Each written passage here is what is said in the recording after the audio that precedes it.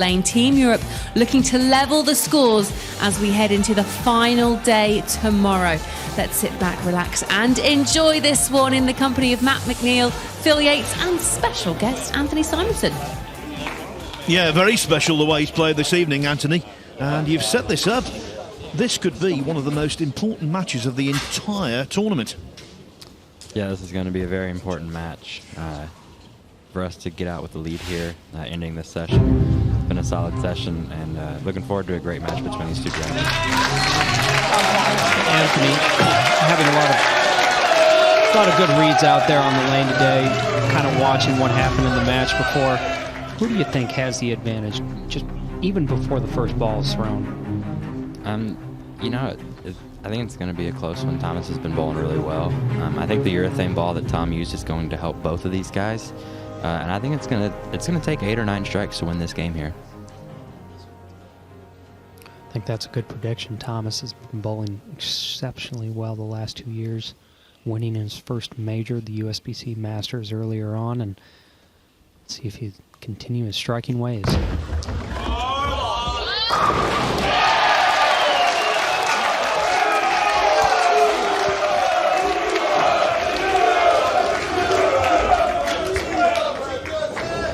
Thomas with that patented smooth-handed release. So pure and effortless. It just creates such good ball motion so effortlessly.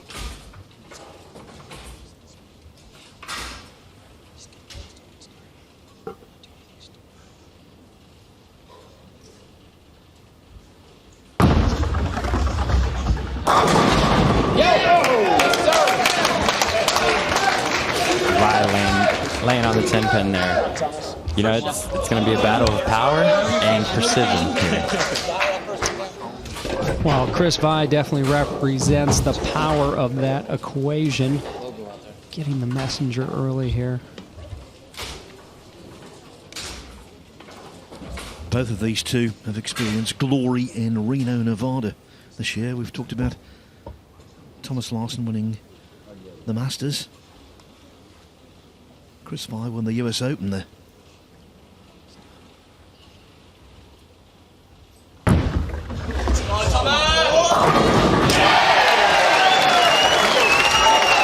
That ball a bit wide right. Thomas did not catch this one as well as the first one, but I'll tell you what, when your fundamentals are so good like his, a lot of these shots tend to appear. You see the ball come into the light switch zone, head pin doing the damage. You hear us bowlers mention leverage a lot. Leverage seems to open up the pocket, and Tom is very good at doing that.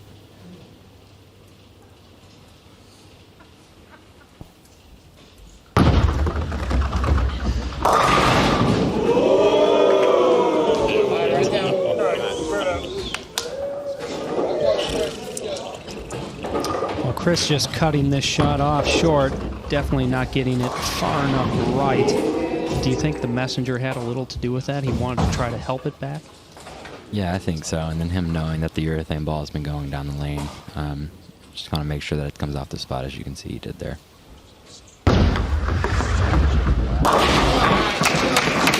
Well, at least damage limited. Yeah, that's always an ever so tricky spare. I've gone through spurts where I feel like I've missed it over and over and over again, and I almost just start taking guesses at it and throwing it and praying.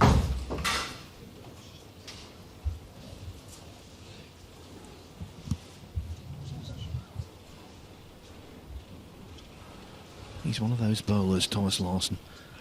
Understated, unassuming, gentlemanly, but never, ever to be underrated.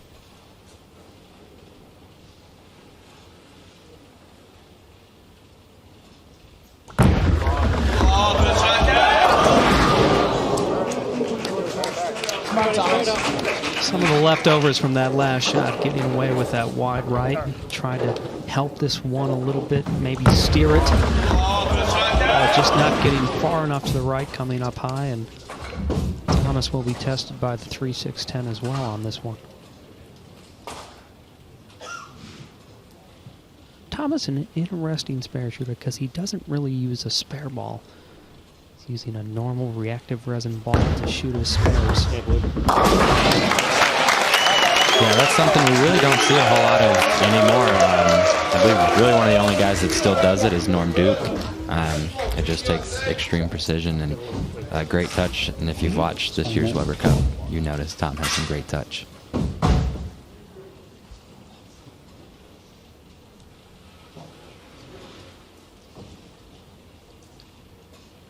Anthony, does it surprise you, Chris, using this strong of a ball?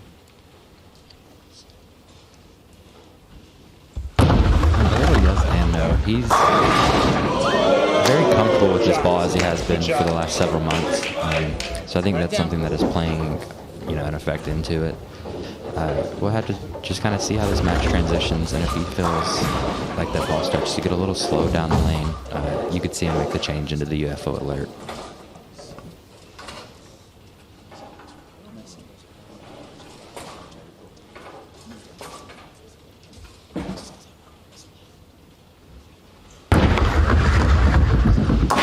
Small side note about Chris Vi. Not only did he win the United States Open this year, but he won the United States Bowling Congress Open Championships tournament in the all events category, shooting 2,300 for 9 games. So to give you a sense of what that is, that's about a 255 average.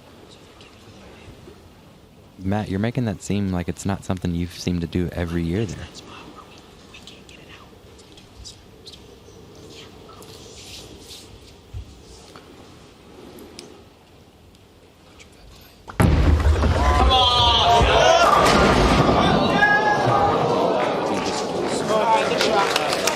Well, at least that last spin over has made life easier, much easier. Absolutely, Phil. The last pin to go was the 10. If it stands, Thomas is looking at the 7-10, but instead he has a makeable spare in just the 7. Very, very fortunate to get that 10 pin out when he did.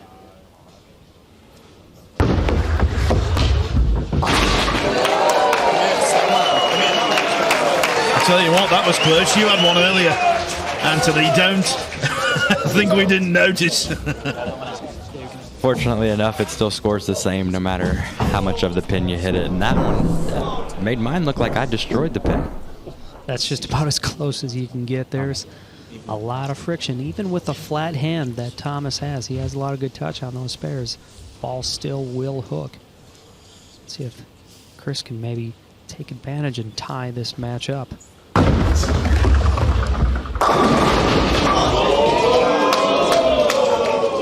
Yeah, it looks like they just made a little move left and kind of got it over the front part of the lane to see if they could store a little bit more energy, which I think he'd rather see that and know that he can make another move to the left as opposed to the ringing pin.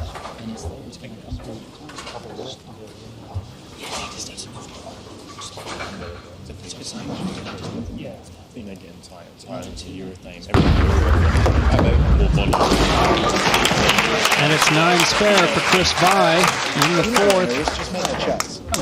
Europeans leading by 11.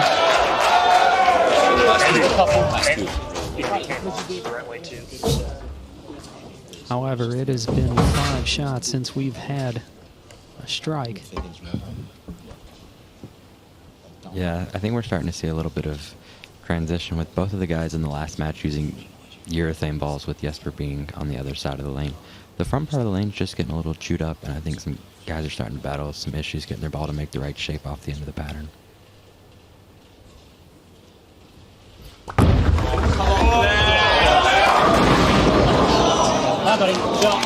Well, you can see Thomas making the move left, trying to create more angle through the front part of the lane, get it to that dry part of the lane sooner, get the ball to face up, but the ball just runs out of energy. No can do for the 6 on the 10. And it's back to the drawing board for Thomas Larsen to try to create a strikeable ball motion. Yeah, and seeing hits like that can sometimes lead to some poor shots as ballers we try to make them strike, as opposed to just kind of making some moves and letting the ball do the work. So we'll see how Chris and Vi are able to adjust sorry, Chris and Thomas are able to adjust down this home stretch of this match. So for Chris Vi, a strike here, and that would mean level board at halfway.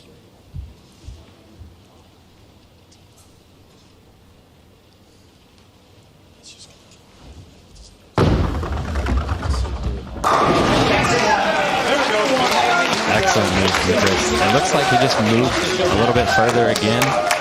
You know, with nobody bowling this next match, I went ahead and sent a message over to our guys and let them know, let him go as far as he wants to.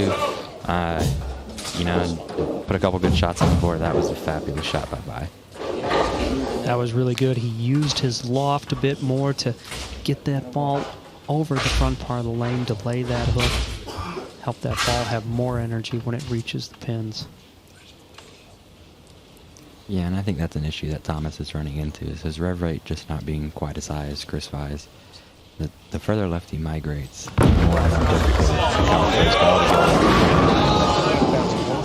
As you can see there, it's just pinched too far to the right. Really just trying to get it to come off the spot a little bit harder, and I'm not too convinced with this particular ball that I'm seeing for Thomas. Yeah, it seemed Thomas kind of has backed himself into a corner here. He's gotten perhaps a little too far left, a little too steep for his rev rate and for the ball he's chosen to throw.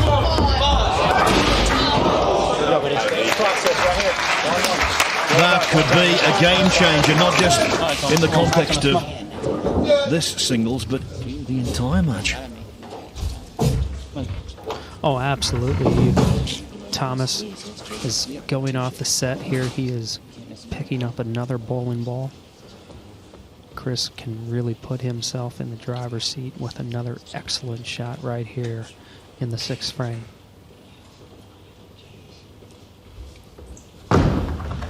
Come on. Right there you see the difference in rev rate alone. Those balls are pretty close to the same spot down the lane. Vi probably with 100, 125 more RPMs, able to get that ball back up the corner and slap that 10 out. Captain Chris Barnes first off the bench to give Chris the knucks.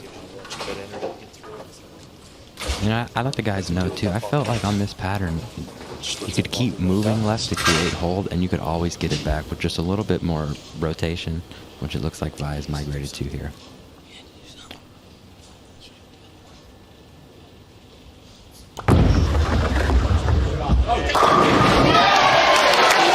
I tell you, that is the true sign of a professional right there. Being able to, at such a decisive time in this match, commit to a ball change. Thomas going to a storm dart code. Much cleaner, much more back end. 10 in the pit, perfect.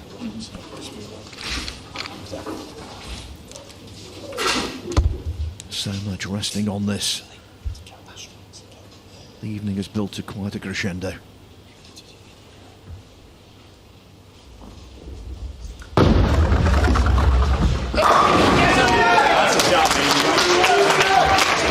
Another excellent shot from Chris. He's one of those guys where if he can have a little bit of confidence in himself, he's able to beat anybody in the world at any given time. And that's definitely evidenced his performance this year.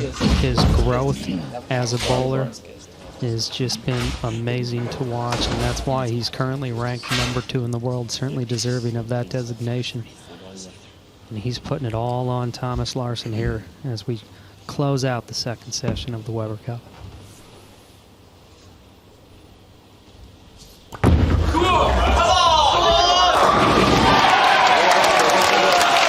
Very important shot for Thomas there, just to let Chris know that this match isn't quite over yet. We're about to find out. Let's go, V. Same process. Come on, V. Boy, another perfect shot by Thomas Larsen. Perhaps that ball change may be coming 1 or 2 frames too late.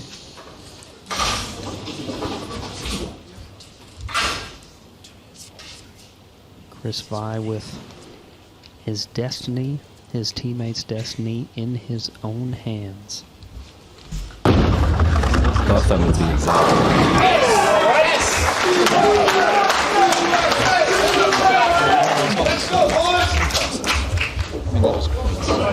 What a time to start firing. Oh, Chris really fired that one. He gave it all he could, dicing up the rack. Chris showing a little bit of motion there, which is something we generally do not see out on the PGA Tour. Chris normally very reserved, and so is this man, Thomas Larsen. Thomas lets his ball do the talking. Not much for words.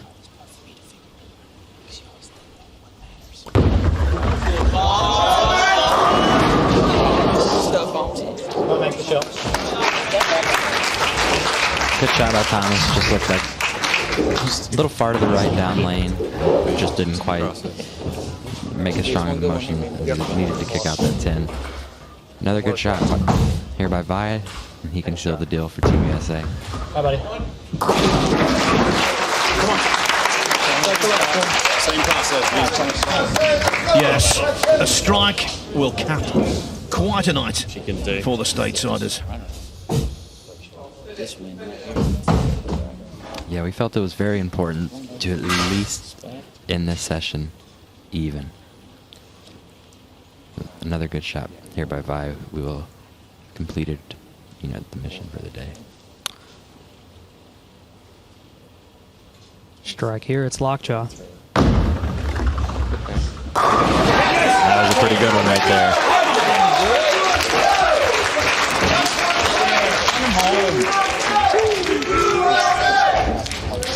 They say, don't they, that cream rises to the top, and when you look at the ranking situation within the USA team, perhaps this was inevitable.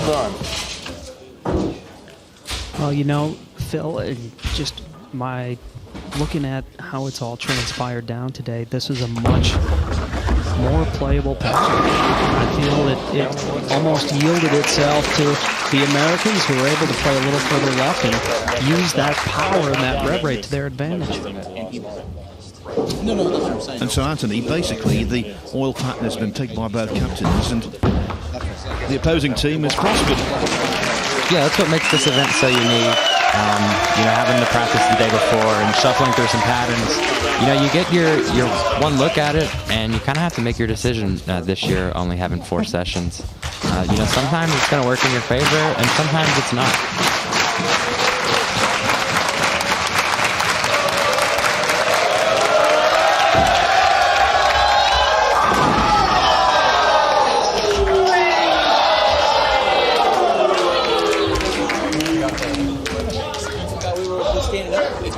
It's all academic.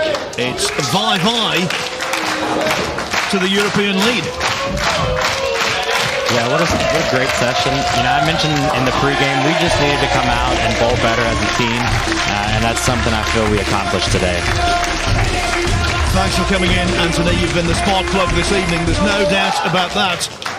And at the Morningside Arena in Leicester, the evening has belonged to the USA.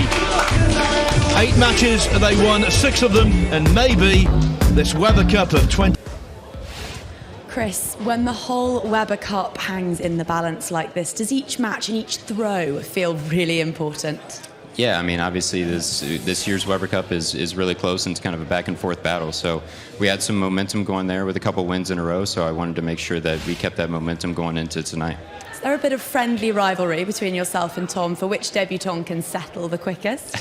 I guess so. He's doing a really good job, so I'm just trying to follow in his footsteps, and we're settling each other down, and we have good team chemistry, so it's just it's an awesome team to be a part of, and it makes it a little bit easier to throw those shots. Well, you clearly have great chemistry, because that's a 6-2 session. What will you need to replicate tomorrow to really extend that lead?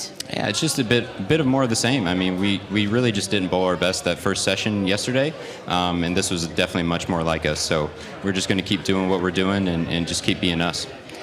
I spoke to you all this morning, and a lot of your teammates referenced a slightly miserable walk home last night to the hotel. Will tonight be very, very different? Yeah, I think it's going to be a bit better. So hopefully we'll have a little bit of a pep in our step, and we'll get ready to go again tomorrow. A pep in your step, and we certainly saw a celebration at the end. Is it wonderful realising a dream of playing in the Weber Cup and scoring match-winning strikes like that final one? Absolutely. I mean, I think everyone wants to throw a strike to win a match, or for whatever it may be. And in this environment, in this Weber Cup, it's super exciting. So it's always nice to bring home a point for your team, and it's exciting when you need that one shot. Will that walk home then include a little check-in on those at home watching on and cheering you on? Yeah, absolutely. Need to give them a phone call. So, say hi to the parents back home watching. So hopefully they got to see that. Very good. Congratulations on the win. Thank you so much. A big win for Team USA, 4 in a row, 6-2 on the session. They have turned the tide very much so on Team Europe tonight. They lead them by 2 points, 9-7 advantage USA. Matt McNeil, I mean, let's start with that match, shall we? Because it's been a great evening of bowling, but a solid performance there from Chris By, even though early on there were a few little shakes. A little bit. I think Chris was just trying to find his place on the lane, and once he did, he dialed it in and just put up strike after strike after strike. So it was not all that surprising to see the job that Tom did for Tom. It was just a masterclass in being a captain by Chris Barnes. Let's take a look at how this game unfolded, because it was Team USA that blinked first with a spare in the second frame. Yeah, Chris is just still trying to figure out his angles, trying to figure out where he wants to be on the lane. Europe even it up with a spare in the third frame, and this was the start of a tricky patch in this game for Thomas Larsen. This sixth open frame really the turning point. Yeah, absolutely. Thomas just got a little too far left, a little steep with his angles, and that ball just not the right one for that area of the lane. Of course, it went Team USA's way with this strike to seal it in the ninth frame. Just superb bowling. Oh, it was absolutely phenomenal bowling, and that's why Chris is number 2 in the world right now and the reigning U.S. Open champion. It's his first singles point of the Weber Cup. It is worth noting, as a debutant, really important, isn't it, to make sure you're performing in the doubles, but also doing the business when you're out here on your own. Yeah, it's a little different when you're not bowling doubles. Having all the weight and all the focus on you. Chris came through like the champion that we know he is, and he's really developing into a world-class athlete all around.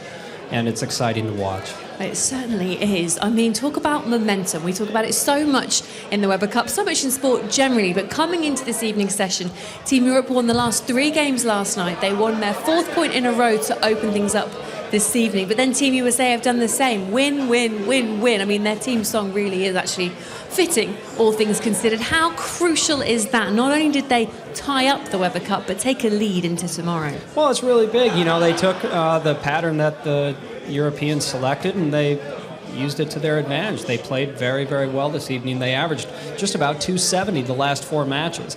And when you average 270 here, you're going to win a lot of points and put points up on the board. And that's what they did. They executed well, and they bowled as a team.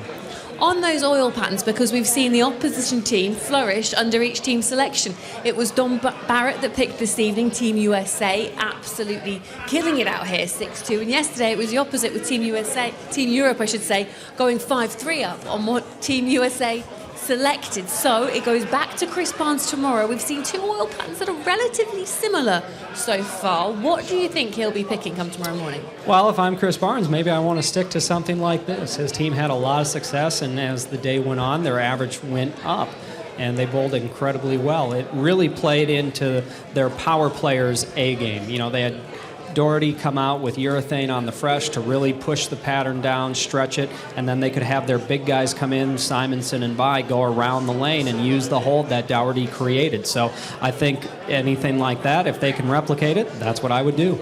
We've got 2 sessions tomorrow. We are at the halfway stage-ish in the race to 18. When you look at how these teams might come forward tomorrow, who are you expecting to see out on the lane early, and who do you think will get held back by their team captain just a little bit? You know, I wouldn't be surprised if we see more of Tom Dougherty to lead things off. I think he's a great guy to get out on the fresh and get some points up and some energy going for the USA bench. For the European bench, you got a lot of different weapons. I think Thomas and Richard Teese are great on the fresh. Stu is a great motivator. Dom's been plenty good on the fresh, and Jesper's been phenomenal. So I think it's a little tougher decision for Dom, just simply because he has so many capable players on his team. Always good when you list off the entire team when asked who's going to perform well tomorrow. I mean, what an event we've been having so far. The fans here in Leicester are absolutely loving the 22nd edition of the Weber Cup, as are we. We hope you're at home. There's plenty more to come tomorrow, but it's not just 10-pin bowling we've got coming up for you. The 30th of October, Fast 5 Netball All-Stars. The top 8 teams from the Netball Super League facing off in a 5-player format. As you can tell from the title, it's fast, it's furious, it's frantic, it is so much fun. Make sure you tune in for that on the 30th of October. And just before Christmas, we've got a 9-ball pool treat for you in the Moscone Cup. It's the Weber Cup of pool, actually. Team Europe against Team USA from Alexandra Palace. That all starts on the 7th of December.